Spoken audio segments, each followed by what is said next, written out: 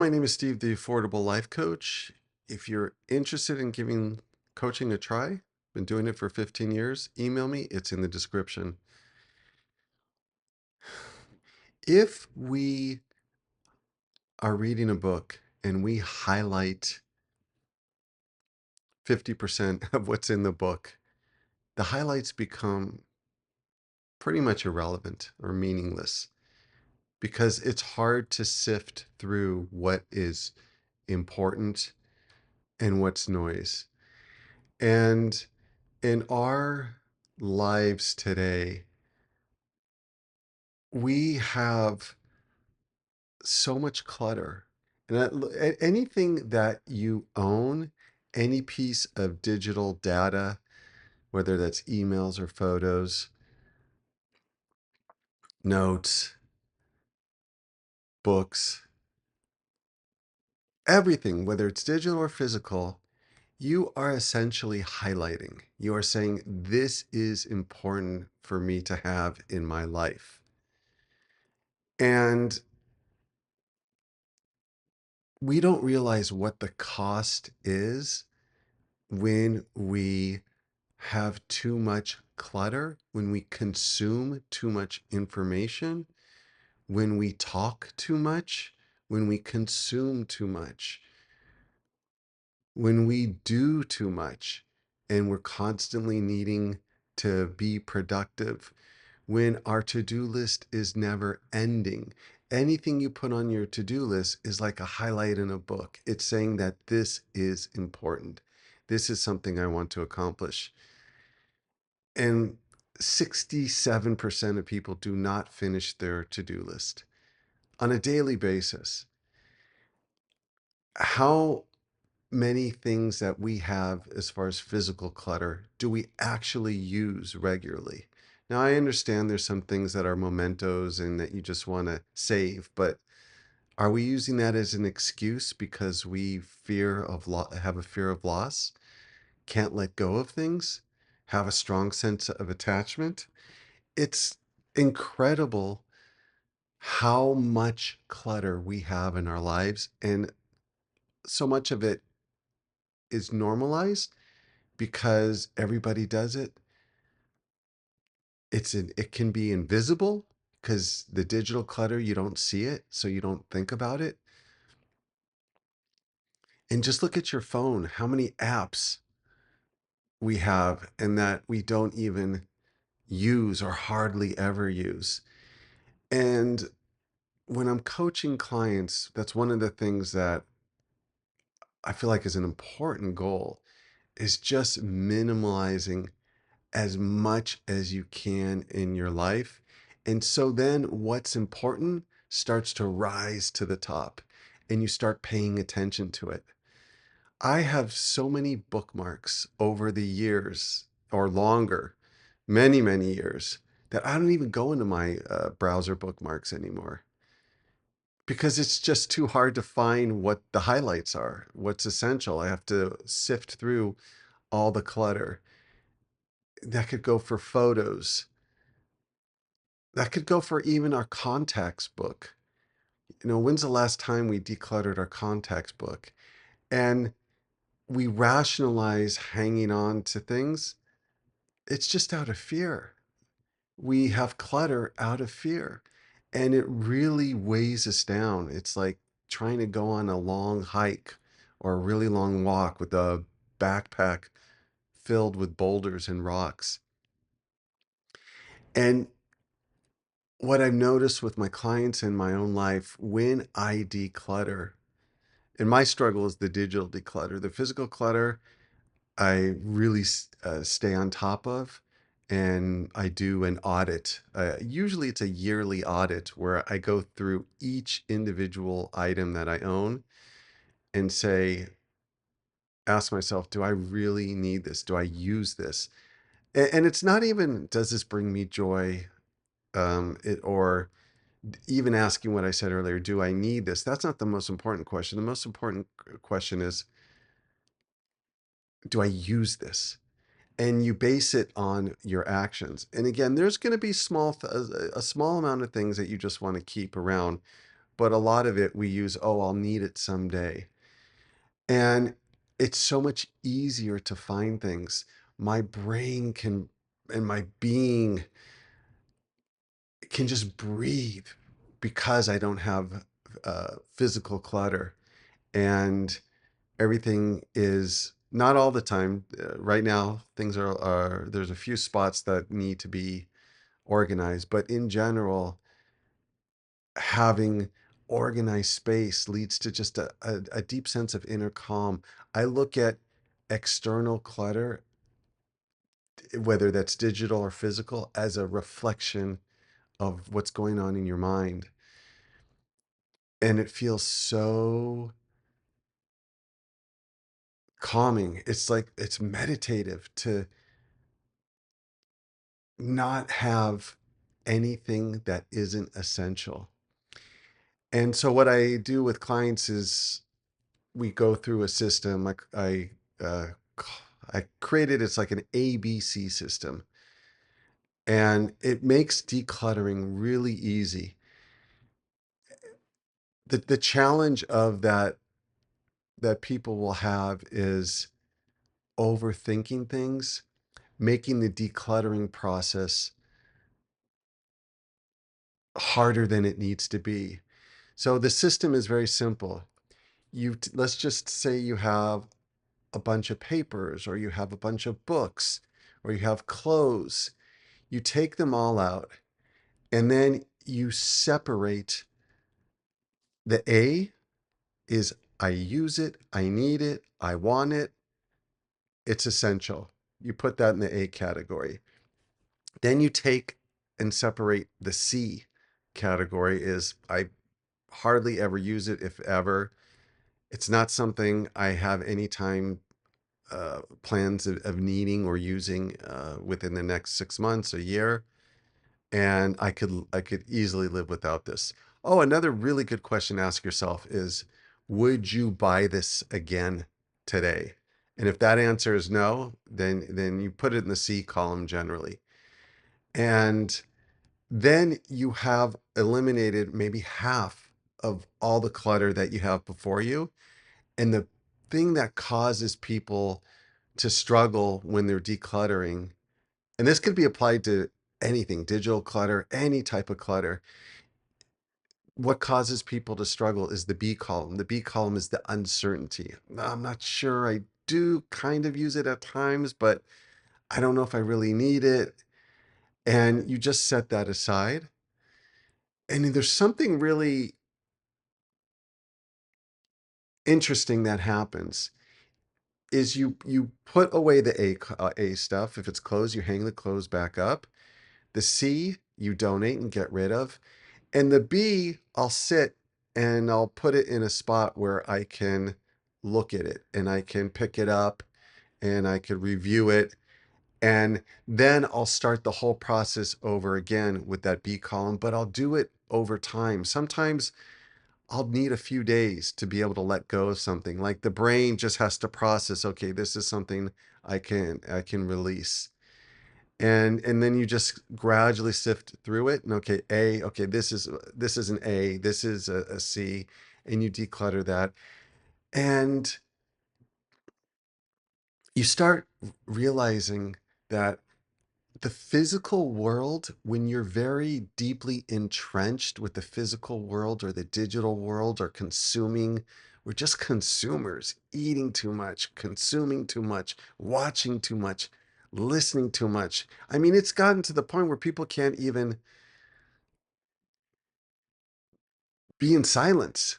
That's how bad it is. We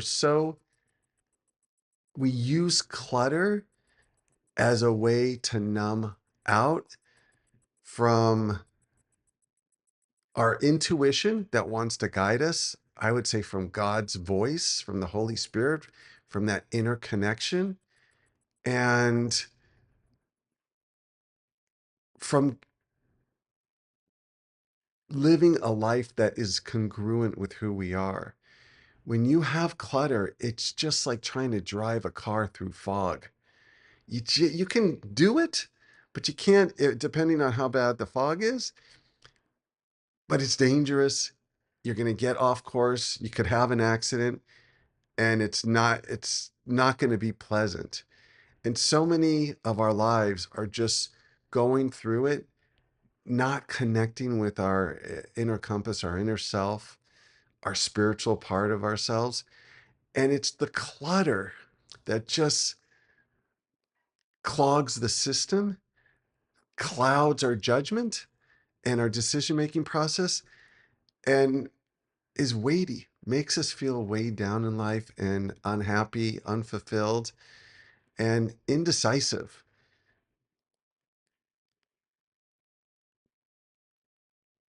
When we focus and have a target and have a mission in life, have a purpose, and have the ability to say no to things, you feel that sense of liberation, and it makes it so much easier to accomplish what you want, whether that's habits, goals, the daily to-do lists, even the daily to-do lists, everything. Just apply the 80/20 principle.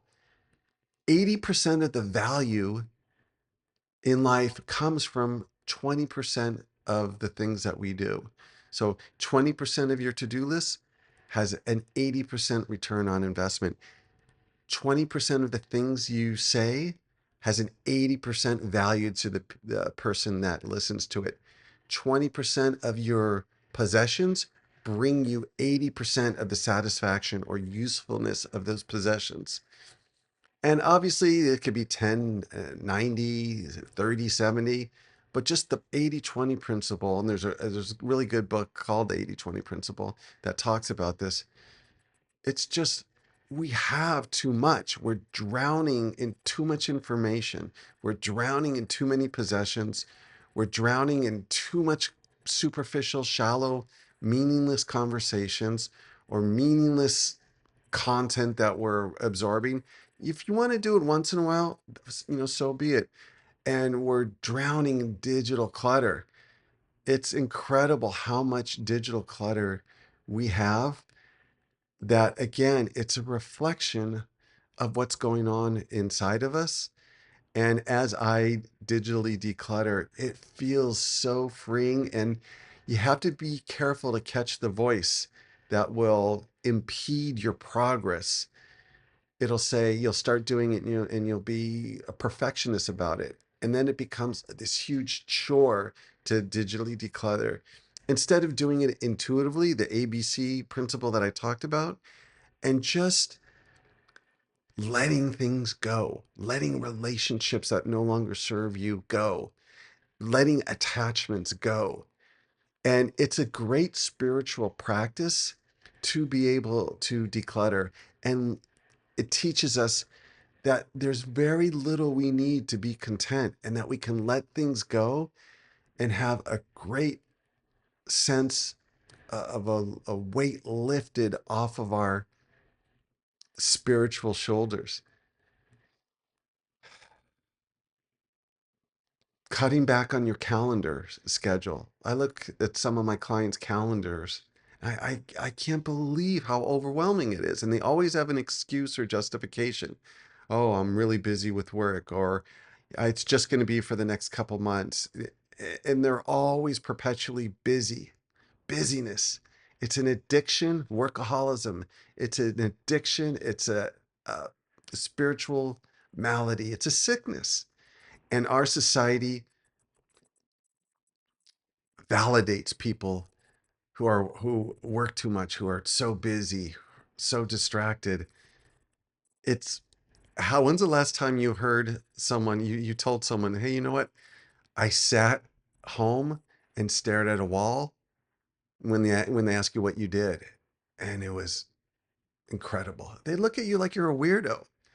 When you tell people, oh, I work 60 hours a week, I made this much money, I accomplished this, they'll give you a pat in the back, generally. You tell someone, oh, I sat on a park bench and watched the trees rustle in the wind, or listened to the birds for 2 hours. People would just, yeah, our values are so upside down. Oh, what'd you do over the weekend? Oh, I spent half the day in prayer, meditation, and Bible reading. People would just like, what? What's wrong with you? Yeah, we've been conditioned and brainwashed to be consumers, and we don't look at the long-term consequences and costs that it does to our mental health and physical health and well-being. And then we can't understand why we're always anxious, stressed, and unhappy. Yeah, it's a sickness. And it helps so much to pull yourself out of the environment, because if you're surrounded by people like that, it's hard to unplug from that. And for me, going on walks, I used to even just like riding bicycles or just driving in the car where it's beautiful, scenic, or parking somewhere where you can see nature. We're just so disconnected from nature, which leads to us being so disconnected for ourselves.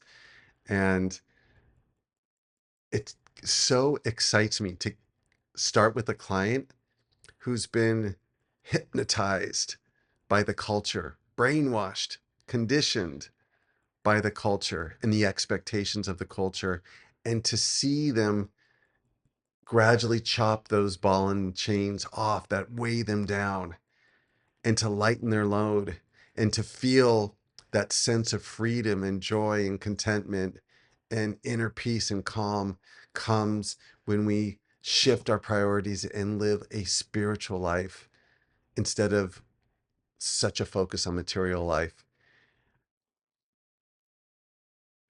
And that's my mission, is to help people awaken to something much richer, much deeper, and much more meaningful and much more purposeful in life.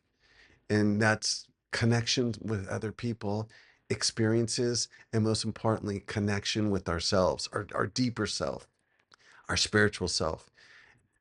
And everybody watching this video, man, I give the consultations for free, 30 minutes free with no obligation. If you don't want to do coaching after that, it's no problem. I just like to be able to connect with people and share just a different, more joyful way of living.